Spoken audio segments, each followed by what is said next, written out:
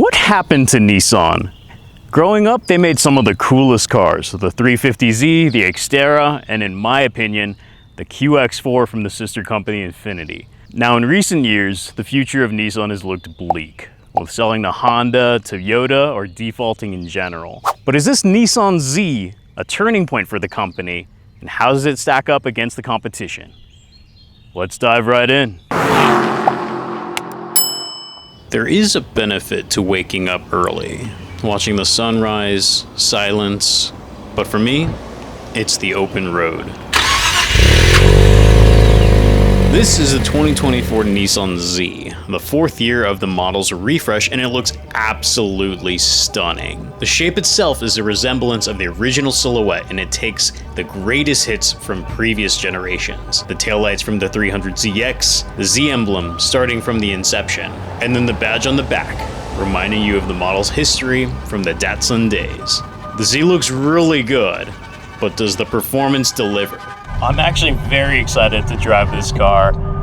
Growing up, it was always like the 350 and the 370Z, and this car has always intrigued me in terms of value. I've always really liked the design. I've liked it. I always thought it was kind of like a Japanese 911. It seems like Nissan actually paid attention to a lot of the audience, the consumer, and said, what do you guys want? And so they gave us a 400 horsepower twin turbo engine for 42 grand.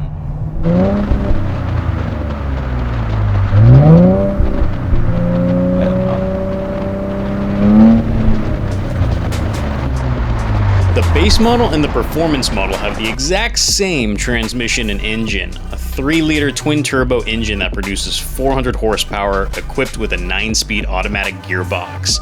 It also comes available with that 6-speed manual if you prefer to row your own gears. And honestly, I think the consumer has started to notice because sales have been up like 70% year over year so far against 2024 and 2025. Now the new Z has 75 horsepower more than my 20-year-old 911, 3 more gears, and it's actually around the same price that I paid for it.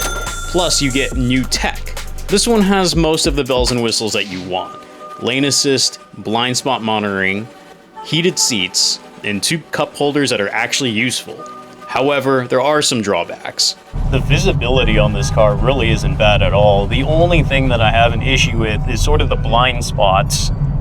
It's kind of difficult to see when you're trying to look around onto the right side, but fortunately, this car does have blind spot monitoring to kind of aid that. I have been fooling around with this navigation. It's really not bad. However, I did spend like 10 minutes trying to connect to Nissan services to just Google an address.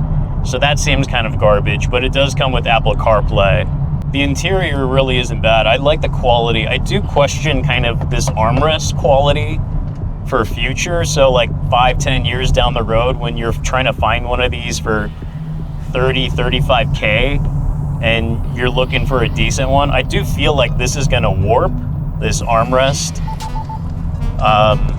Otherwise, this interior is really solid. I actually tend to hate the color red in cars, but I think that it's a very nice touch of color and they did a great job doing the design. I can already see the posts 10 years from now. 80K miles, Nissan Z 2024, highway miles only.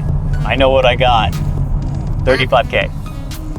The seats are also really comfy and the quality seems good, but I do have my doubts about the long term. Now I know depreciation is probably a factor and a 911 kind of just bottoms out around 40 or 30K and these go a little bit less over time, but I kind of feel like they hit it out of the park so well with this car that it's gonna take a while for these to depreciate because it's so good.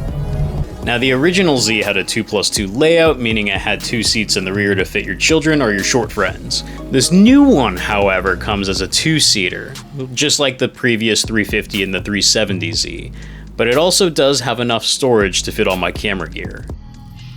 Driving the Z made me feel special. In fact, on my 300-mile journey, I never ran into any other one. In fact, I found more of the Z's competition on the road. The Supra, the Miata, and the GR86. Looking at Nissan sales, the Z starts around 42,000 for the base model. That puts it right in the middle between the Miata GR86 and the more expensive Supra. Between the Miata in the 30K range, the GR86 in the 30K range, the Supra, which is 42 or so for the 4-cylinder turbo, and then you have the 6-cylinder turbo. That one's at 52K. You should have to spend 10K more on that. And I would say that if you're trying to buy a Supra, you want the 6-cylinder, not the 4-cylinder one. So Nissan, in my opinion, really has nobody to compete with in this price bracket. Again, 42K minus all options. If you get this base one, you get the same exact engine as you would for the performance model, minus like 4 more pistons on your calipers or whatever they are, and like an inch less on your navigation screen. The base model seems like a really good value for what you get out of all of this. The Z's sale as of July 2025 actually surpassed the BMW Supra within the 4th year of its redesign, and Nissan desperately needs this as a win. In late 2024, Nissan had begun discussions with Honda and Toyota about selling the company, $60 billion that eventually fell through. To me, that makes sense. There really isn't anything new or exciting Nissan has produced in the 2020s, and their design language has never really been that level of interest or excitement to me, as it did 20 years ago or so. In fact, out of the dozens or so vehicles that Nissan offers, only 5 of them had an increase of sales year over year. The Ariya, the Rogue, the Murano, the Versa, and actually the Z. It's just kind of putting a smile on my face. The handling is amazing right now, it really is. You're just kind of going to and from. I feel like I'm in Forza Horizon right now. And yes, as a matter of fact, even if it is a lower volume, the Z increased its sales 70% between 2024 and 2025.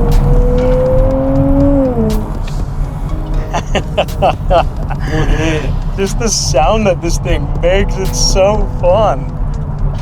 How could you get this? How else could you get this for $40,000? That's amazing. The Z has been around for 56 years, and this little car has always proven to be the incredible value of sport and performance, and I think people are really starting to take notice of the new design. This car is a little poetic.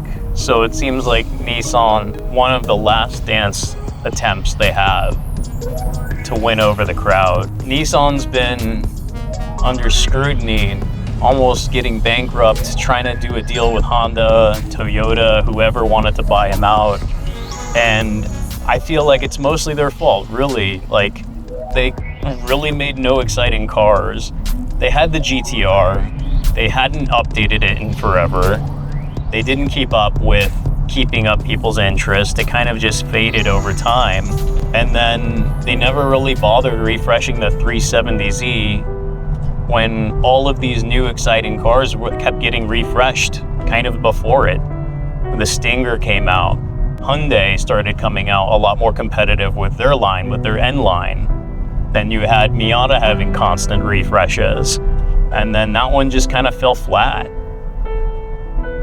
It's like Toyota with their 4Runner. They just kept it going for as long as they could, but the formula wasn't there for Nissan.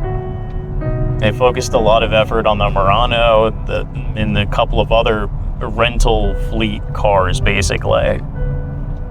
But with this one, you can kind of tell they put a little bit of heart and soul into making sure that they got it right. It feels good. It absolutely seems like a great car to get into, and for the price that you pay for it, 42 grand, you get 400 horsepower, and you get a complete car that looks like this interior.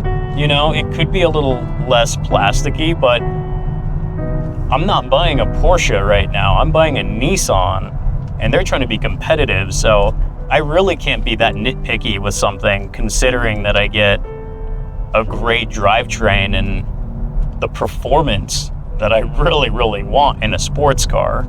Not to mention, it just looks good. In fact, on my drive, I had people driving next to me on the freeway and giving me a thumbs up because they actually liked the styling of the car. I even had a gas station attendant approach me and ask me what it was. Nissan has made something truly special and made a design that speaks to everyone. And the sales are starting to prove that. And if Nissan takes the heart and soul that they put into the Z and to their other models, I think Nissan will be back.